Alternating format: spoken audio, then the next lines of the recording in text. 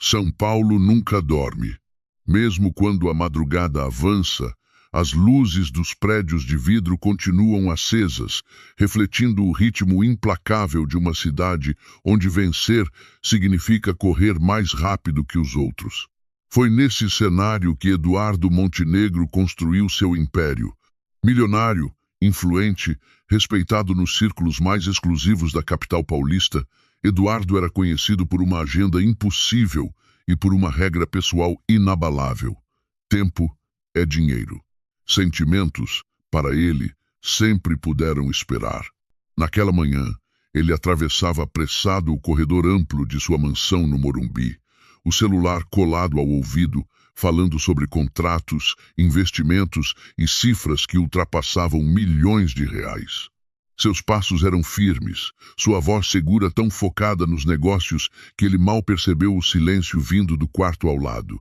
Ali, sentado em uma cadeira de rodas, estava Lucas, seu filho de apenas 11 anos. Pela fresta da porta, o menino observava o pai passar. Lucas nascera com uma deficiência que limitava seus movimentos, mas nunca sua capacidade de sentir. E naquele momento, o que ele sentia era algo pesado demais para alguém tão jovem: a sensação de não ser visto. Eduardo parou apenas por um instante, já diante da escada de mármore, para dar instruções rápidas, práticas, sem emoção. A viagem de negócios o levaria para fora do país por dias, talvez semanas. Nada havia sido planejado pensando em Lucas. Tudo fora apenas encaixado entre compromissos. Para ele, o problema já estava resolvido. Renata Farias, sua namorada, ficaria responsável por supervisionar a casa e, consequentemente, o menino. Renata ouviu tudo com elegância e distância. Sempre impecável, sempre preocupada com aparências, concordou sem entusiasmo. Quando Lucas foi colocado à sua frente, seu olhar não demonstrou afeto. Para ela, o garoto era um incômodo silencioso, algo que não combinava com a vida sofisticada que imaginava ao lado de um homem rico. Ainda assim, manteve o sorriso social. Aquele sorriso que só existe quando alguém está observando. Antes de sair, Lucas tentou chamar o pai. Queria dizer algo simples, talvez pedir que ele não fosse embora tão rápido, ou apenas ouvir que tudo ficaria bem. Mas Eduardo já estava longe, não fisicamente, mas por dentro. Passou a mão pelos cabelos do filho num gesto automático, quase mecânico, e seguiu em direção à porta sem olhar para trás. O som da porta se fechando ecoou pela mansão como um ponto final.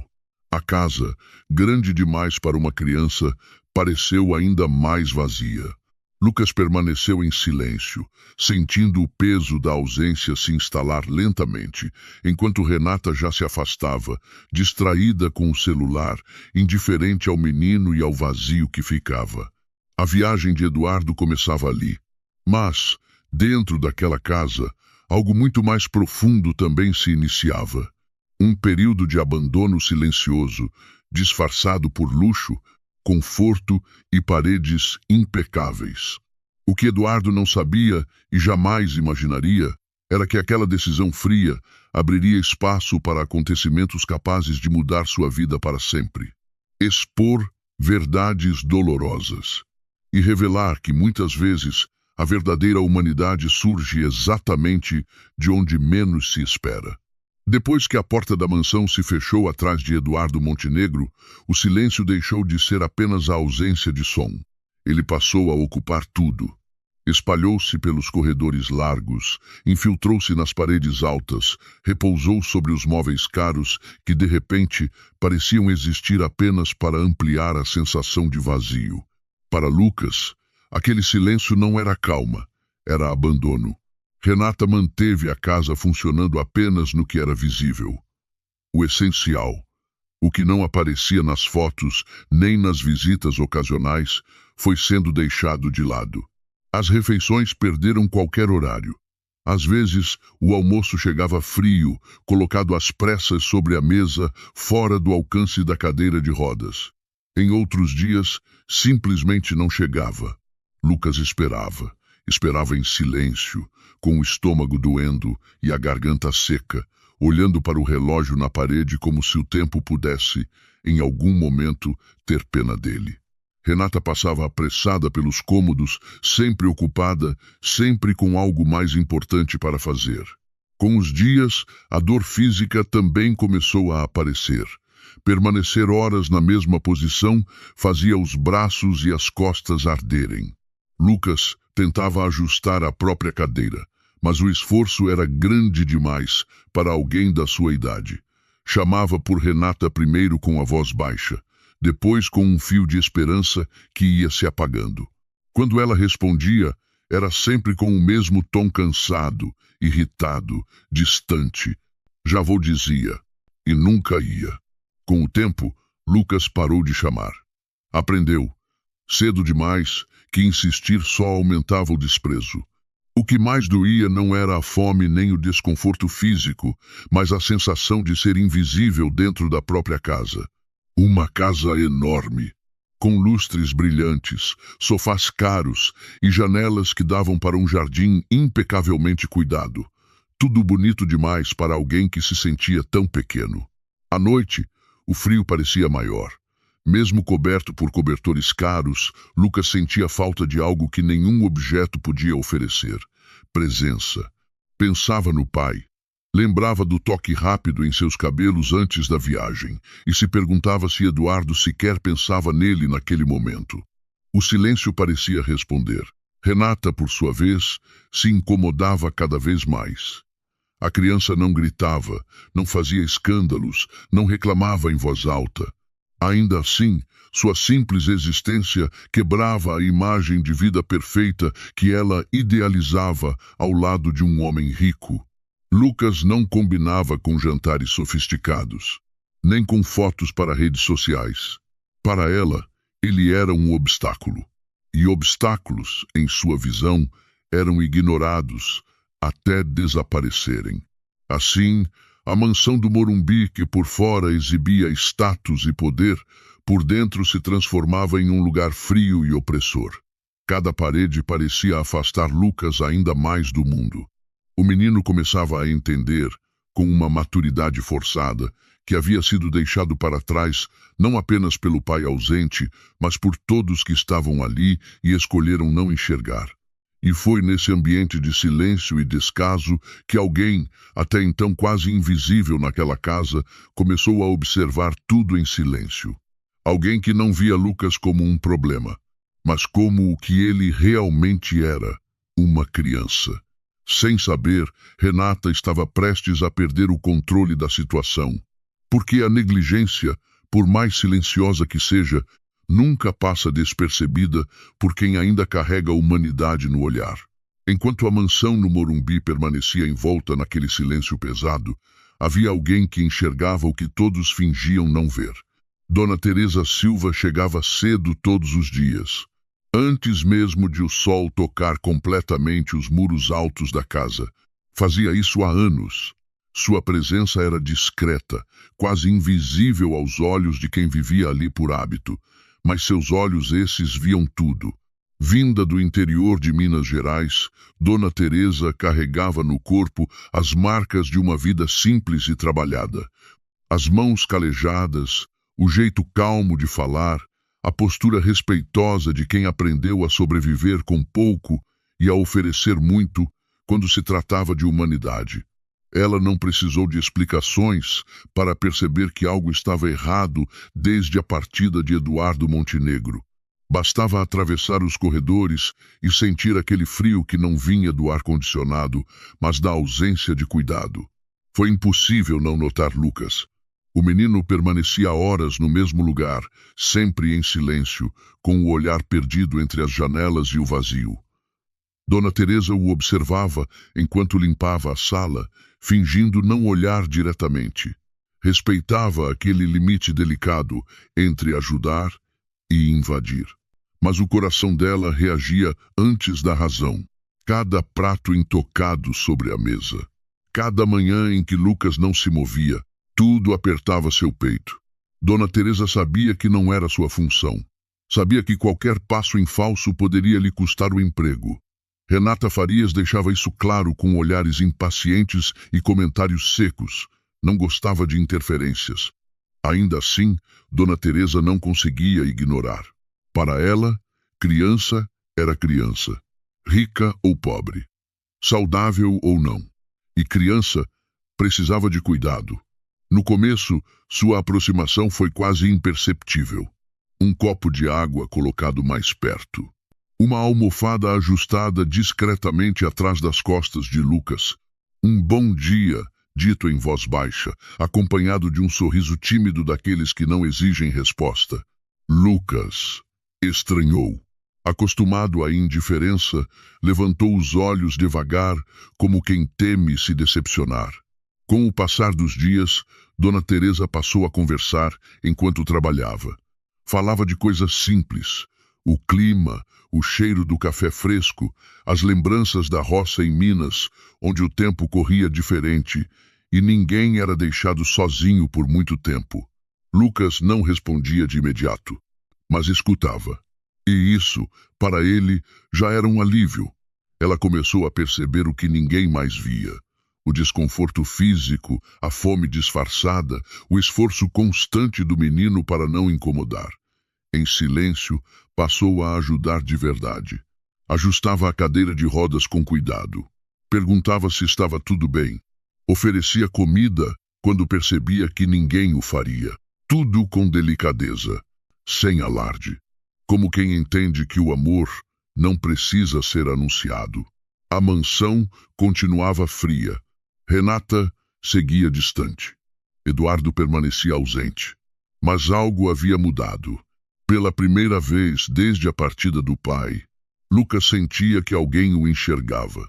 E Dona Teresa, ocupando o lugar mais invisível daquela casa, começava a se tornar o único ponto de calor em meio à negligência. Sem saber, ela dava início a uma mudança silenciosa, daquelas que não fazem barulho no começo, mas que, quando explodem, ninguém consegue ignorar. Aos poucos, os gestos de Dona Teresa Silva deixaram de ser apenas cuidados silenciosos e passaram a se tornar uma rotina de afeto dentro daquela casa marcada pela ausência. Todos os dias, sem exceção, ela se certificava de que Lucas estivesse alimentado, confortável e, acima de tudo, acompanhado. Ajustava a cadeira de rodas com atenção, apoiava seus braços com almofadas improvisadas e se sentava ao lado dele por alguns minutos, mesmo quando o tempo apertava. Falava de coisas simples. Perguntava sobre a escola, sobre o que ele gostava de assistir e, principalmente, ouvia. Ouvia de verdade. Para Lucas, aquilo era mais do que ajuda. Era presença. Algo que ele não sentia desde que o pai partira, deixando-o sob cuidados que nunca vieram de fato. Aos poucos, o menino começou a sorrir novamente, ainda tímido, cauteloso, como quem reaprende a confiar depois de muito tempo esperando em vão. A mansão continuava grande e fria. Renata Farias continuava distante. Mas aquele pequeno espaço criado por Dona Teresa começava a se tornar um abrigo. No entanto, a negligência prolongada havia deixado marcas. Em uma tarde abafada, Lucas começou a se sentir mal. Primeiro veio a tontura, depois a dor no estômago. Por fim, uma fraqueza intensa, impossível de disfarçar. Tentou chamar por Renata. Nenhuma resposta. O celular dela tocava alto em algum ponto da casa, misturado a risadas e conversas que pareciam vir de outro mundo. Dona Teresa percebeu na mesma hora que algo estava errado. O rosto de Lucas estava pálido, os lábios secos, o corpo rígido de dor. Ao se aproximar, sentiu o medo subir pelo peito. Aquilo não era apenas cansaço, era sério. Sem pensar duas vezes, correu até Renata e pediu ajuda. A resposta veio fria, impaciente, quase irritada. Ele sempre reclama, disse Renata, sem sequer levantar os olhos do telefone. Foi ali que Dona Teresa precisou escolher. O medo de perder o emprego gritou alto. Anos de trabalho poderiam acabar em minutos.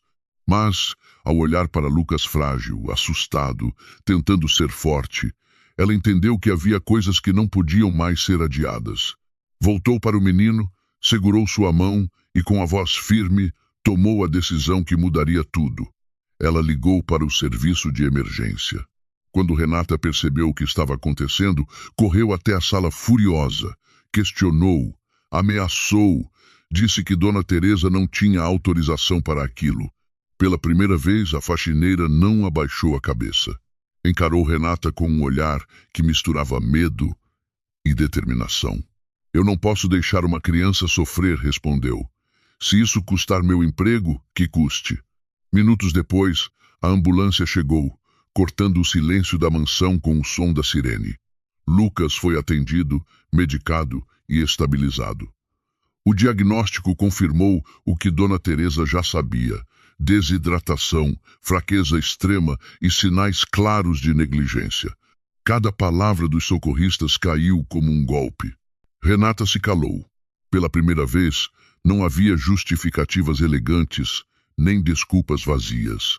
E Dona Teresa, sentada ao lado de Lucas enquanto ele era levado, sentiu as pernas tremerem não de medo, mas de alívio. Ela havia feito o certo. Naquele momento, algo se rompeu definitivamente dentro daquela casa. A negligência, até então silenciosa, tornara-se impossível de esconder. E o gesto simples, mas corajoso, de uma mulher invisível, estava prestes a gerar consequências que ninguém ali conseguia imaginar. O retorno de Eduardo Montenegro não estava nos planos. A reunião em Brasília fora cancelada de última hora e ele decidiu voltar para São Paulo sem avisar ninguém. No caminho para a mansão no Morumbi, falava ao telefone resolvendo pendências, como sempre. Contratos, prazos, números. Mas, pela primeira vez em muito tempo, algo o incomodava. Uma inquietação estranha se formava em seu peito, daquelas que não se explicam com lógica nem se resolvem com dinheiro. Ao entrar em casa, percebeu de imediato que algo estava errado. O ar parecia pesado. O silêncio. Diferente. Uma mala esquecida no corredor. Vozes baixas vindas da sala. O olhar nervoso de um funcionário. Eduardo desligou o celular. Pela primeira vez, o trabalho podia esperar. Seguiu adiante e encontrou Renata Farias andando de um lado para o outro, o rosto pálido, sem o controle que costumava exibir. Antes mesmo de perguntar qualquer coisa, avistou Dona Teresa Silva sentada, rígida, com as mãos entrelaçadas.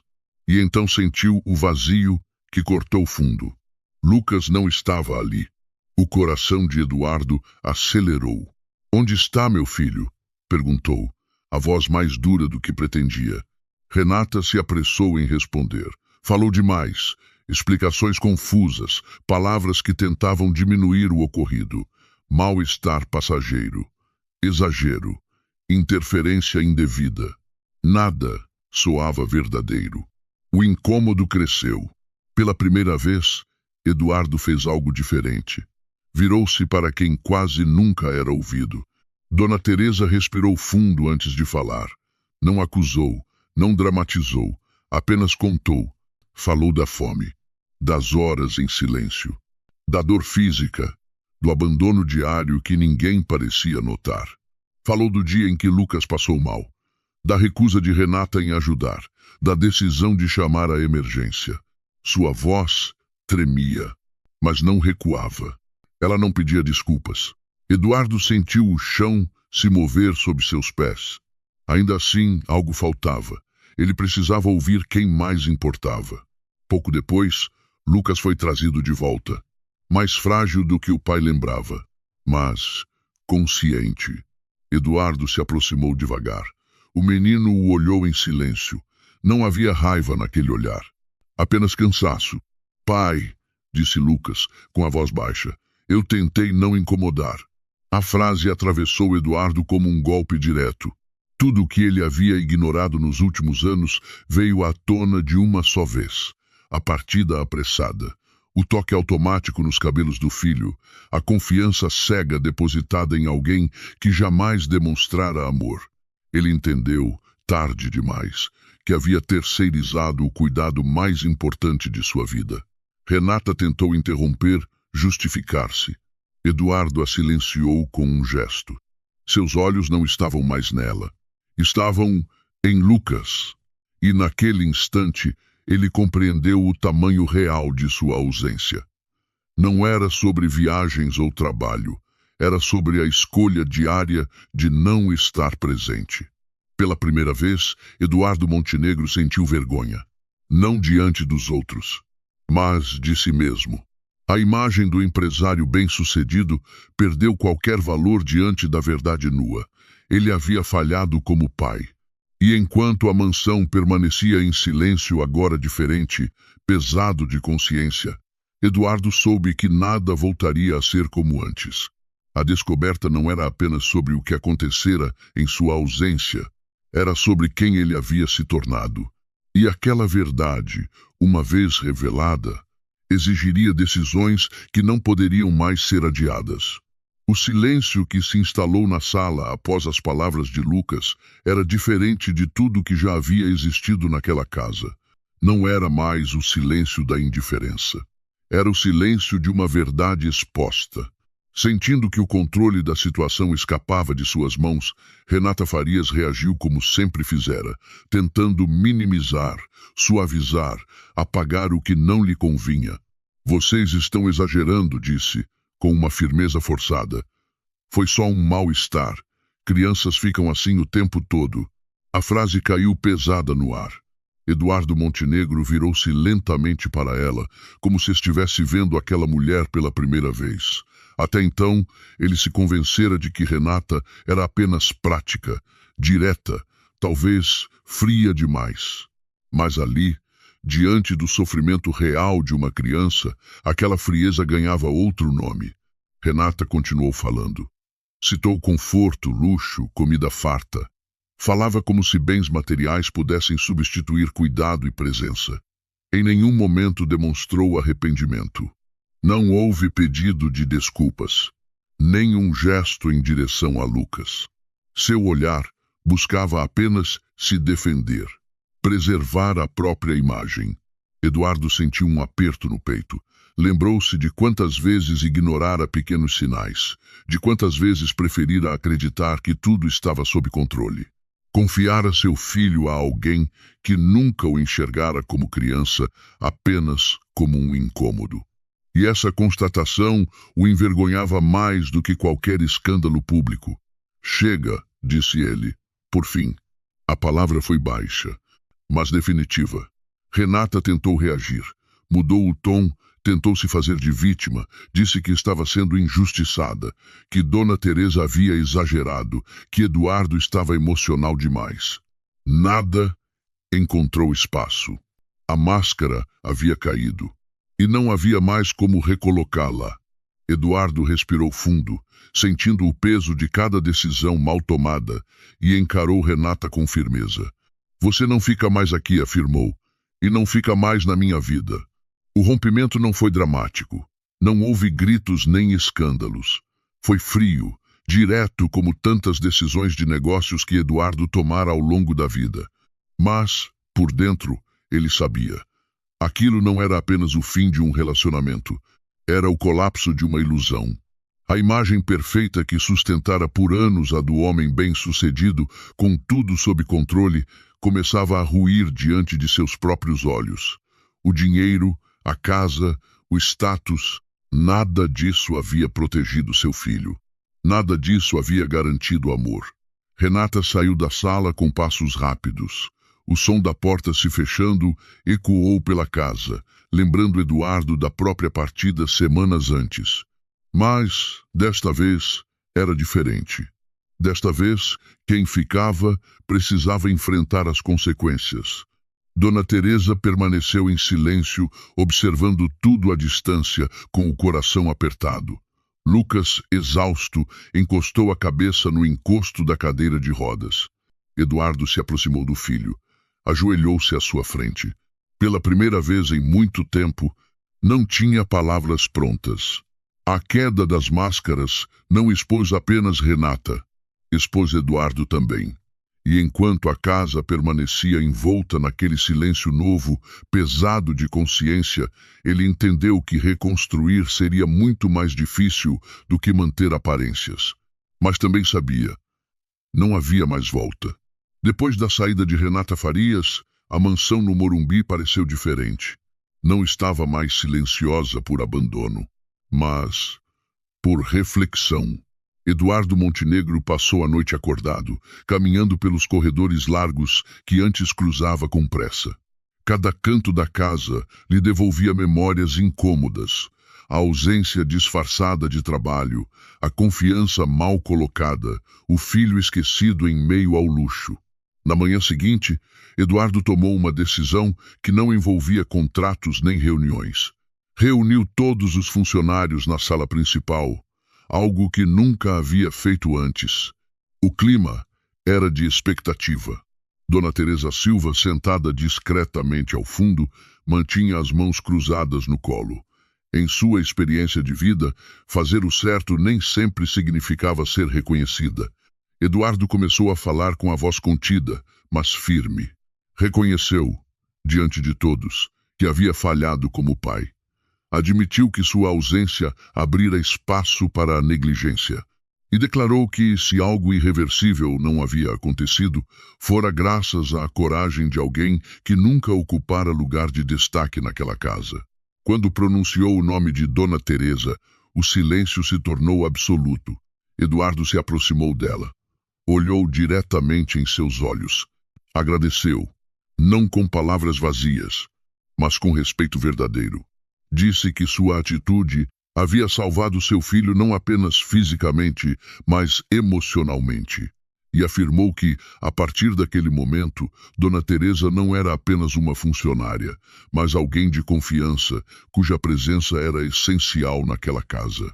Dona Teresa sentiu o nó na garganta apertar. Não respondeu de imediato, apenas assentiu, com os olhos marejados, carregando a dignidade de quem sempre fez o certo, sem esperar reconhecimento. Mas as mudanças não pararam ali. Eduardo passou a transformar sua rotina de forma concreta. Cancelou viagens desnecessárias, reduziu compromissos, reorganizou seus dias em torno de Lucas. Levava o filho ao jardim pela manhã. Sentava-se ao seu lado durante as refeições.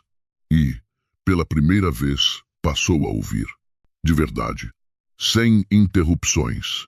Sem celular. Lucas, no início, estranhou. A presença do pai parecia frágil como algo que poderia desaparecer a qualquer momento. Mas, aos poucos, a constância criou raízes. Eduardo perguntava sobre seus medos, sobre seus gostos, sobre suas dores. Aprendia a ajustar a cadeira de rodas, a reconhecer os limites do corpo do filho, coisas simples que jamais se dera ao trabalho de aprender antes. A casa também mudava. O frio que antes dominava os espaços foi sendo substituído por conversas, risadas tímidas, pequenos gestos de cuidado. Dona Teresa continuava presente agora, sem precisar agir às escondidas. Seu cuidado deixou de ser solitário. Passou a fazer parte de uma nova dinâmica. Lucas começou a se sentir seguro. Não precisava mais esconder a dor para não incomodar. Sabia que seria ouvido. Sabia que alguém viria quando chamasse. Seu olhar, antes preso ao vazio, agora buscava rostos e os encontrava. Eduardo compreendia, dia após dia, que dignidade não vinha do dinheiro nem da posição social. Vinha das escolhas. E, ao valorizar Dona Teresa, ao se aproximar do filho, ele começava a reconstruir não apenas sua imagem, mas seu caráter. A mansão no Morumbi ainda era grande, ainda era luxuosa, mas, pela primeira vez, começava a se parecer com um lar. Com o passar dos dias, a mudança iniciada por Eduardo Montenegro deixou de ser apenas uma promessa silenciosa. Ela passou a existir em atitudes constantes. A presença do pai já não era um evento raro, tornou-se rotina. Eduardo aprendeu, enfim, que reconstruir não acontece em grandes gestos. Acontece na repetição dos pequenos cuidados. aqueles que ele, por tantos anos, delegara sem pensar. Todas as manhãs, Eduardo ajudava Lucas a se preparar para o dia. Ajustava a cadeira de rodas, verificava se o filho estava confortável e perguntava, com atenção verdadeira: "Como você dormiu?" Eram perguntas simples, mas carregadas de significado. Lucas, que por tanto tempo se acostumara a não ser ouvido, começava a responder com mais confiança. O vínculo entre eles crescia devagar, frágil, como algo que precisa ser protegido. A casa acompanhava essa transformação. Os corredores, antes frios e silenciosos, agora eram atravessados por conversas tranquilas e risadas discretas. A sala, que fora palco de tensão e revelações dolorosas, passava a receber momentos de convivência. O luxo permanecia, mas já não era o centro. O que dava vida ao espaço era a presença. Dona Teresa Silva observava tudo, com a mesma discrição de sempre, mas agora sem a sensação de invisibilidade. Ela se tornara parte essencial daquela nova dinâmica, não apenas pela ajuda prática, mas pelo equilíbrio que trazia à casa. Sua maneira calma de lidar com Lucas, a atenção aos detalhes, a postura firme, porém afetuosa, sustentavam a reconstrução que Eduardo tentava conduzir. Em muitos momentos, era Dona Teresa quem lembrava Eduardo da importância da paciência. Ela conhecia os limites de Lucas, sabia quando insistir e quando respeitar o silêncio. Compartilhava sua experiência de vida, sem impor. Ensinava, com exemplos, que cuidado, não se apressa. Eduardo escutava e aprendia. Lucas, por sua vez, florescia aos poucos. Passou a ocupar mais espaços da casa, a pedir ajuda sem medo, a expressar o que sentia. Já não carregava o peso de tentar ser invisível. Ele sabia. Sua presença importava. E isso mudava tudo. A segurança que começava a sentir aparecia no olhar, na postura, na voz. À noite, muitas vezes os três se reuniam na sala. Dona Teresa preparava algo simples. Eduardo desligava o celular. E Lucas contava pequenas histórias do dia. Momentos comuns, quase banais, mas profundamente transformadores. A mansão no Morumbi deixava, pouco a pouco, de ser apenas um símbolo de riqueza e status. Ela se tornava um lar. Eduardo compreendia finalmente. Família não se sustenta com dinheiro, nem com aparências. Sustenta-se com presença, responsabilidade e respeito. Reconstruir exigia reconhecer erros, aceitar ajuda e permitir que pessoas como Dona Teresa ocupassem o espaço que sempre mereceram. E enquanto a casa se enchia de vida, Eduardo percebia: a verdadeira herança que poderia deixar para Lucas não estava nos bens materiais, mas na certeza de que ele nunca mais seria deixado para trás. Com o tempo, a história vivida naquela mansão no Morumbi deixou de ser apenas um episódio doloroso. Ela passou a ser aprendizado. O que começou com a ausência de Eduardo Montenegro seguiu pela negligência silenciosa, pela coragem discreta de Dona Teresa Silva e pela lenta reconstrução de laços. Agora, finalmente, encontrava sentido. Cada passo, cada erro, cada escolha, tudo havia conduzido a uma verdade simples, mas poderosa. Eduardo aprendeu, da forma mais difícil. Caráter não se mede por patrimônio, nem por cargos, nem por status social. Durante anos, ele acreditou que prover conforto material era suficiente. A casa grande, os móveis caros, as oportunidades garantidas, tudo isso parecia compensar sua ausência. Mas bastaram poucos dias longe para que a fragilidade dessa crença fosse exposta. O dinheiro não protege. Quando falta cuidado, não consola. Quando falta presença, não substitui. Amor. Foi preciso que alguém, fora do centro das atenções, enxergasse o que ele ignorou. Dona Teresa, a mulher simples, a faxineira quase invisível, foi ela quem segurou Lucas quando ninguém mais o fez. Sem títulos, sem reconhecimento, sem obrigação, apenas humanidade. Seu gesto revelou algo que nenhum contrato, nenhuma reunião, nenhuma fortuna jamais ensinaria a Eduardo. Dignidade nasce das atitudes, não das posses. Lucas, por sua vez, carregará para sempre as marcas do abandono, mas também as marcas da superação. Ele aprendeu cedo demais o que é ser deixado de lado, mas teve algo raro: a chance de ver um adulto reconhecer o erro e mudar. Hoje, Lucas se sente ouvido, protegido, valorizado, e essa segurança, construída com paciência e constância, tornou-se a base de sua força. A mansão, antes símbolo de distância e frieza, tornou-se um lar, não porque perdeu o luxo, mas porque ganhou presença, ganhou conversas, ganhou cuidado, ganhou um silêncio que acolhe, não que machuca.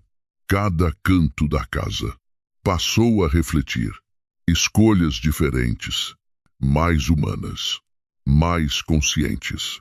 Eduardo entende agora: amor verdadeiro não abandona.